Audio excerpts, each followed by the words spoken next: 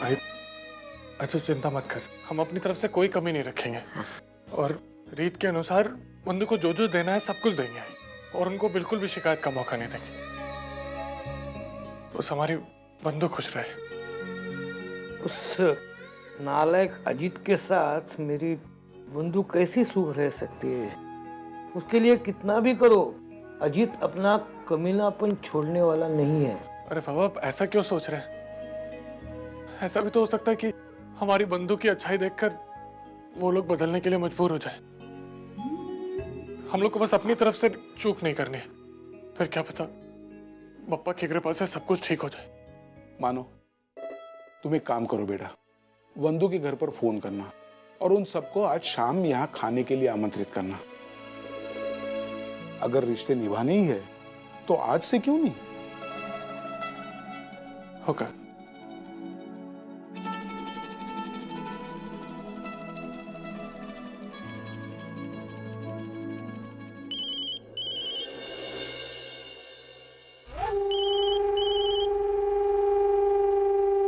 Hello,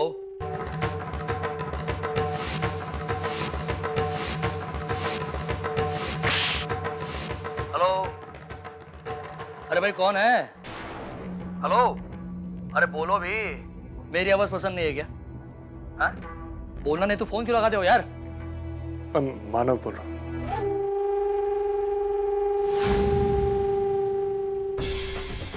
हो साले साहब आप बोलिए बोलिए। क्या हुआ? क्या हुआ? आपकी आवाज में ये झिझक कैसी? अब तो अगला पिछला सब कुछ क्लियर हो गया ना? कल के एक थप्पड़ ने सारे हिसाब किताब चुकता कर दिए। क्यों? अब अतीत में हम दोनों के बीच जो कुछ हुआ वो मैं सब कुछ भूल गया हूं और चाहता हूं कि तुम भी भूल जाओ। क्यों? एनीवेज, अब बताइए फोन क्यों किया आपने साले साहब? वो तुम लोग को आमंत्रित करना था घर पे। तुम्हारे और बंधु की इन हालातों में शादी हुई कि मेरा मतलब है कि रीत के अनुसार हमें कुछ करने का मौका ही नहीं मिला। इसलिए मैं चाहता हूँ कि अगर तुम और तुम्हारे परिवार वाले आज हमारे घर आ सके तो खाने पर। देखो जीत, मैं रिश्तों को निभाने की एक छोटी सी कोशिश कर रहा हूँ, उम्मीद है कि तुम समझोगे। अरे साले साहब, आप बुलाए हम ना आए, हम मना क्यों करेंगे भला? उल्टा हमें तो खुशी होगी वहां आकर। आपकी बहन को लेकर हम सब वहां जरूर आएंगे। हाँ बस खातिरदारी और स्वागत जरा अच्छी तरह से कीजिएगा साले साहब। हम अपनी पूरी कोशिश करेंगे जी। अरे हमें तुम पर पूरा विश्वास है मानव, तुम जो कहते हो कर दिखाते हो। चलो ठीक है, शाम को मुलाकात होगी। ठीक है, बाय।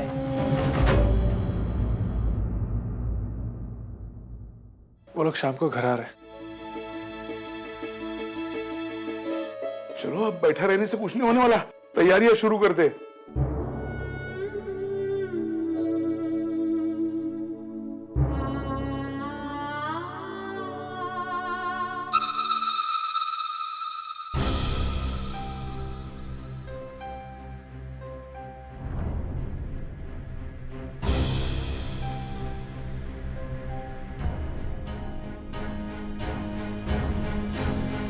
सुधर जाएगा धीरे धीरे। अजीत, अजीत की बात कह रही हूं मैं। धीरे धीरे सुधर जाएगा वो।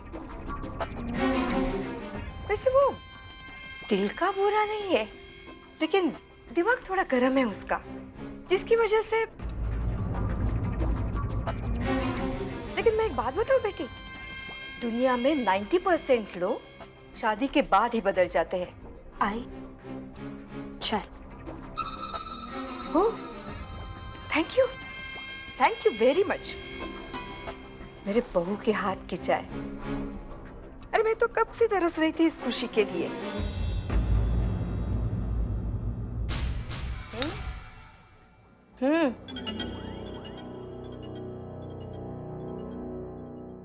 अरे हाँ, अभी अभी तेरे मायके से फोन आया था। तेरे भाई ने हम सबको शाम को खाने पर बुलाया है, ठीक है?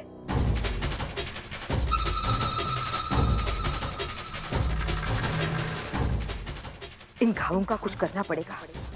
किसी भी हालत में वंदिता के घर वालों की नजर इन पर नहीं पड़नी चाहिए, वरना अनर्थ हो जाएगा। पागल हो गई है वंदिता। उसके जैसी समझदार लड़की अजीत जैसे घटिया इंसान के साथ शादी कैसे कर सकती है? तू चुप कर ना। अरे अजीत के बारे में इस तरह तू भला बुरा बोलेगी और मंजूषा सुनेगी तो हमारे घर में नया महाभारत शुरू हो जाएगा।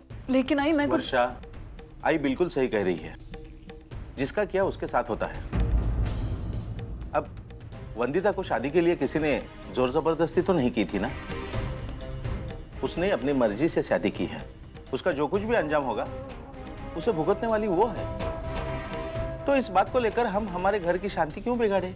बाबा बिल्कुल ठीक कह रहे, लेकिन फिर भी चिंता हो रही है। लेकिन अजीत के साथ शादी करके वंदिता ने अपनी जिंदगी के साथ बहुत बड़ा खिलवाड़ किया है। आई पता नहीं उस घर में उसे क्या क्या सहना पड़ेगा। अरे आई मैंने कहा ना कि मैं वहाँ पर खाने के लिए नहीं आ सकती हूँ। क्यों? क्यों नहीं आ सकती? तेरे भाई का ससुराल है वो, वहाँ आने का हक बनता है तेरा। अरे काहे का ससुराल, सिर्फ नाम का ससुराल है। अरे आई मैंने कितने सपने देखे थे अजीत की शादी के लिए कि उसके लिए ऐसी दुल्हन लेकर आऊंगी, ऐसा खानदान ढूंढूंगी। सारे सपने आपने और अजीत ने मिलकर चकनाचूर कर दिए। मंजू, तो अपने आई को जानती है ना, तो क्यों ऐसे पागलों जैसी बातें कर रही है? देख, तूने अपने भाई की शादी के जो सपने देखे हैं, सब पूरे होंगे। बस जो मैं करना चाहती हूँ वो मुझे करने दे। मंजू, तू जितनी दूर तक सोच भी नहीं सकती है ना, तेरी आई उतनी दूर तक देख भी सकती है। इसलिए तू अपनी आई पर भरोसा रख और मैं जैसे कहती हूँ वैसे ही करती जा। समझे? तो तू आज आ रही है ना? अरे आई मैंने कहा ना मैं नहीं आ सकती। अब क्या? आई वो बात ऐसी है कि वो जो अर्चू की सास है ना, सविता जी, उन्होंने अर्चू के सामने एक शर्त रखी है कि इस घर का कोई भी सदस्य उन लोगों के घर पर नहीं आएगा। वो उस दिन तो अर्चू ने आई और वर्षा को भी घर के अंदर नहीं घुसने दिया। तो तुझे क्या लगता है कि वो मुझे घर में घुसने देगी? मंजू, तू एक काम कर, तू विनोद और पुन्नी को लेकर वहाँ आ जा। अरे नहीं नहीं आई, तू कैसी बात कर रही है? विनोद वहाँ बिल्कुल नहीं आने वाला है। आएगा, जरूर आएगा। तू अपने सास ससुर के सामने ये इस बात को छेड़ कर देख। अरे वो उसूलों वाले हैं, वो खुद विनोद और पुन्नी को तेरे साथ भेज देंगे। हाँ आई, ये तो तूने बिल्कुल सही कहा है। ठीक है, तो हम शाम को मिलते हैं अजीत के ससुराल में। चल ठीक है, फोन रखती हूँ।